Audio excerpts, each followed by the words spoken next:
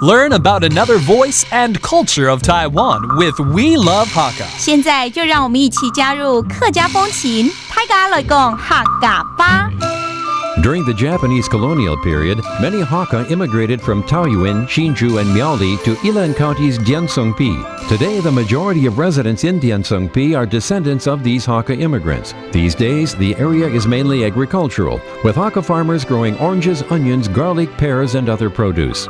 位于宜兰县三星乡最西边的天颂碑，原来是平埔族的居住地。日据时代，有不少客家先民从桃竹苗一带移居过来。现今天颂碑的居民大多是客家后裔，以种植银柳、葱、蒜、三星上将梨等农业为生。境内也可以看到客家伯公及传统老屋。Hi everyone, it's time for us to talk about Hakka.Hello， 大家好，我係阿邊哥 Leo， 我係 Emily。Leo， 終於輪到我們兩個了。係呀，錯㗎，第一拜看到 Emily。Yeah， 我們今天可以多多學一下，就是客家的文化。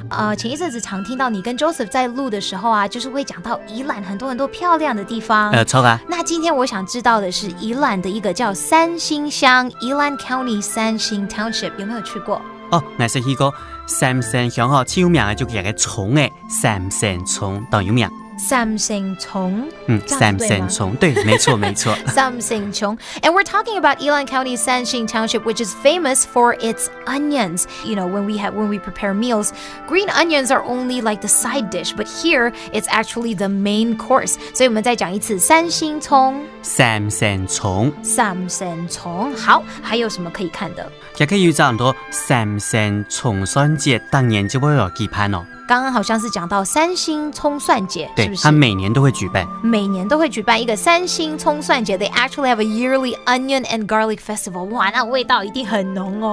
對啊，對啊，對啊。去的時候要好好準備，反正每個人都吃嘛。要戴口罩。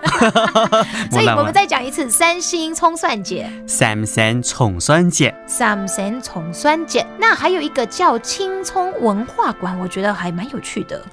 也就會針對要三星蔥誒做一個展覽嘅場地，展覽的場地。OK， 所以青蔥文化館怎麼說？青蔥文化館。青蔥文化館 That's the Green Onion Cultural Center, which is again located in the Sanxing Township in Ilan County. 好，所以大家要記得，下次有空去宜蘭縣的話呢，就要去看三星鄉的三星蔥蒜節，還有青蔥文化館。謝謝 Leo。And that's it for today's Talk About Hakka。什麼大家？漢字些張來了。